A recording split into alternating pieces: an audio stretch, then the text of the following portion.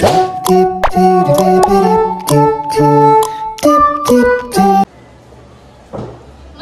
ang lahat para sa ating panalangin. Nandito yung Father, Son, Holy Spirit. Bago kayo magsiupo, pulutin muna yung mga basura na nasa ilalim ng inyong sahig at isaayos ang inyong hanay ng inyong upuan. May lumipad ba sa klase? Wala? Napakabuti dahil kompleto tayo ngayon. Dahil may bago na naman tayong tatalakayin. At kamusta naman kayo? Napakabuti dahil maayos kayo. Ngayon, magbabalik-aral tayo sa ating tinalakay kahapon. Ano ang nangyari sa ekonomiya ng Germany at Japan pagkatapos ng digmaan? Tama! Matinding pagkasira ng ekonomiya at infrastruktura. Bakit naman nabuo ang United Nations? Pinipiling Hazel. Tama! Para mapanatili ang pagdaigdig at ang kapayapaan. At paano naman nabuo ang United Nations? O ano ang nagdulot ng World War? Tama! Alitan ng ideolohiya ng US at Soviet Union. May nalaman na kayo sa ating tinalakay kahapon. Ngayon, may ipapagawa ako sa inyong gawain. Ito ay pinagagatan ko digmaan o kapayapaan. Dito, gagawa kayo o ipapakita ninyo ang sitwasyon ng mundo kung kayo ay sa World War. Nais kong tumahimik kayo para maintindihan ninyo kung ano ang gagawin.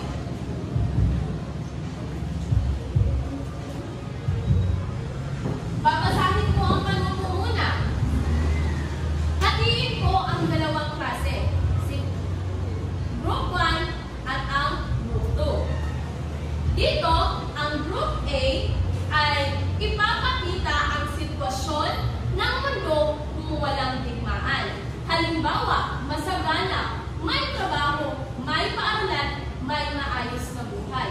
At ang Grupo B naman ay ipapakita nila ang sitwasyon ng mundo dahil sa digmaan. Halimbawa, nasira ang gusali, gutom at nawawalang pamilya. Dito ay ang Group A at Group B. Maaari na kayo magsimula dahil bibigyan ko lamang kayo ng 5 minuto.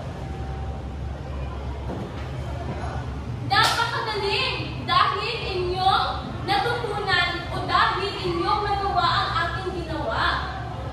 Ngayon, natapos kayo sa inyong ginawa, may itatanong ako. Ano ang epekto ng digmaan sa tao? Tumpa, pagkasira ng tahanan, pagkawala ng buhay at gutom at hirap.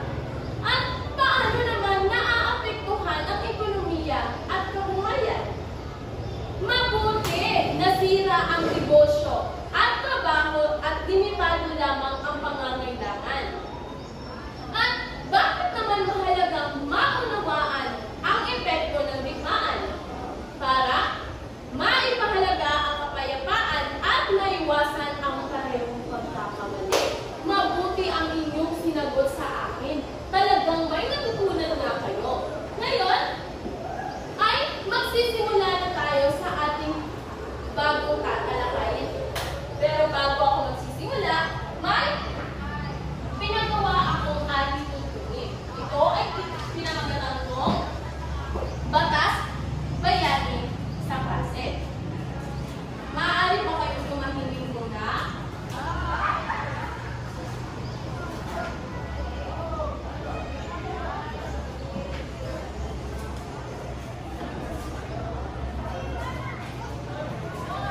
Ayokong may naririnig akong maingay.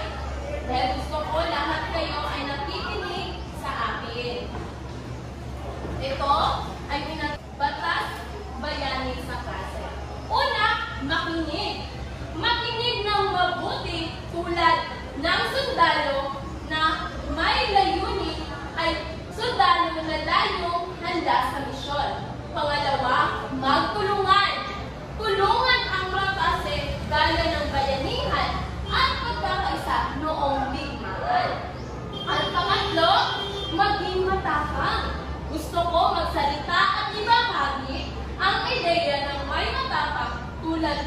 bayani, ikalawang digmaan.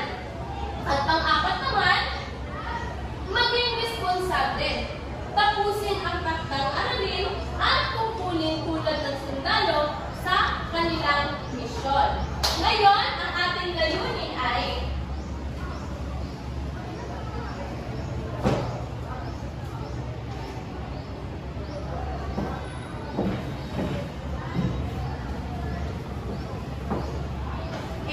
natutukoy ang mag-aaral sa iisang pangunahing epekto ng ikalawang digmaan ng daigdig sa politika, ekonomiya at lipunan. At pangalawa, nakagagawa ang mag-aaral ng isang presentasyon na pinamagatang kong galaw ng digmaan na nagpapakita ng pagputok ng digmaan na ipapahayag ng mag-aaral ang isang personal na aral tungkol sa kahalagan ng kapayapaan matapos pag-aralan ng epekto ng digmaan. Yan ang ating layunin. Ngayon, ipapakita ko na sa inyo kung ano ang bagong tatalakayin natin. Ito ay ang pinamagatang kong epekto ng ikalawang digmaang pandaigdig. Ano nga ba ang epekto ng ikalawang pandaigdig? Dito ninyo na malalaman kung ano nga ba ang epekto.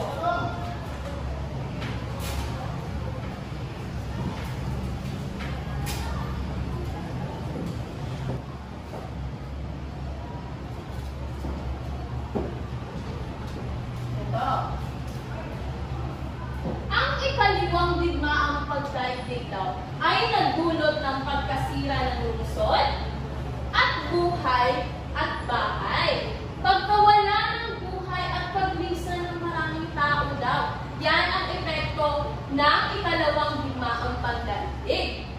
At pagkatapos, lumakas naman ang bagong bansa at umusbong ang superpowers tulad ng USA at USSR. At naitayo naman daw ang United Nations para daw sa kapayapaan. Pagkatapos, humina naman daw ang bansang kolonyal, kaya nakamit ng iba ang kalayaan at nagdulot ito ng pagunlad na rin teknolohiya at medisina at kabinitan sa militar. Dito, epekto ng ikalawang digmaan, pero may nagawa ding mabuti dahil nakagawa na sila ng teknolohiya at nakakagawa na rin sila ng medisina. Nagkakaintindihan po ba tayo sa ating bagong paksa na pinamagatang epekto ng ikalawang digmaang pandaigdig? Naiintindihan po ba mabuti dahil dito makikita naman ninyo ang mga larawan ng pagkasira ng bahay. Marami talaga ang nasira. Marami talaga ang nasira. At dito, makikita ninyo ang mga sundalo na puyat na. Maraming bahay ang nasira at mga sundalo napupuyat na rin sila sa mga digmaan. May natutunan ba kayo sa ating paksang tinalakay ngayon? Napakabuti dahil inyong naiintindihan dahil ngayon ay gagawa naman kayo ng aktibidad. Ito ay pinamagatan kong galaw ng digmaan. Ano nga ba ang galaw ng digmaan? Dito, hahatiin ko kayo sa dalawang klase kagaya ng ginawa ko, pero maiba tayo. Ito ay si Group 1 at Group 2. Simple lang naman yung gagawin ninyo. Napakadali lamang.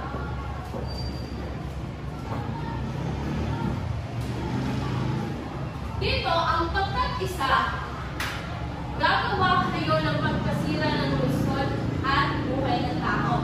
Ang pangkat-dalawa naman, pag-usbong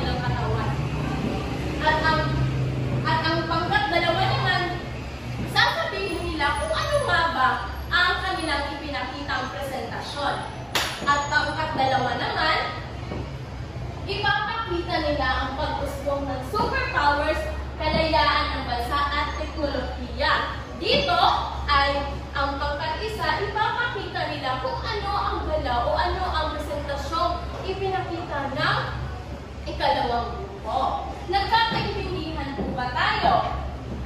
Mabuti, bibigyan ko lamang kayo ng 10 minuto para gawin yan. Natapos na ba ang lahat? At naintindihan niyo ba? Napakagaling dahil aktibo kayo sa aking ipinagawa. Ngayon ay may katanungan ako.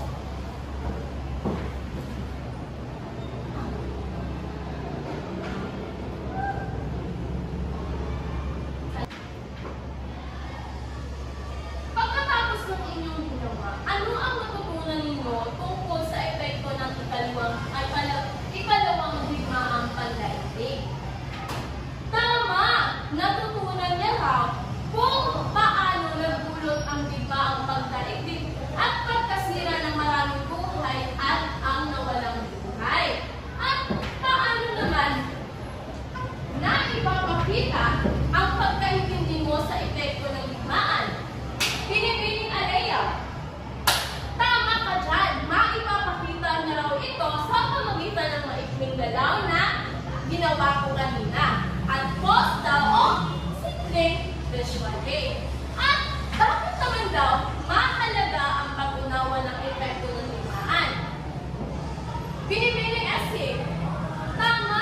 Mahalaga raw ito para matuto tayo sa nakaraan at mapalaghan daw ang ating kapayapaan. Patigpong nagkakaintindihan tayo sa ating ginawa ngayon. Ngayon, ay kukuha kayo ng sangkapat na papel dahil may ipapasagot lamang ako sa inyo. Nagkakaintindihan? Mabuti. Inuulit ko, walang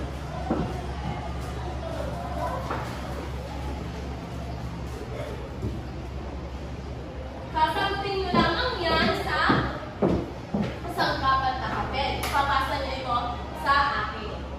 Natapos na ba? Mabuti, ipapasa ninyo sa akin dahil yan ay ilalagay ko sa inyong class record. Ngayon, bago tayo magtatapos, bibigyan ko kayo ng hakbang aralin. Dito, ano nga ba ang hakbang aralin na ipapakita ko? Dito, una pipili kayo ng isa sa pangunahing epekto ng ikalawang digmaang pandaigdig. Dito, pagkasira ng lungsod at bahay. Pangalawa, pagkawala ng buhay. At ang ikatalawa naman, sumulat kayo ng 3 o 4 na pangungusap tungkol sa napili ninyong epekto. At pagkatapos, ipasa ninyo ito sa ika-4 na araw ng klase. Nagkakaintindihan po ba tayo? Magaling dahil na inyong naiintindihan. Magsitayo ang lahat para sa ating pagtatapos. And the Father, the Son, and the Holy Spirit. Paalam sa inyo, grade 9.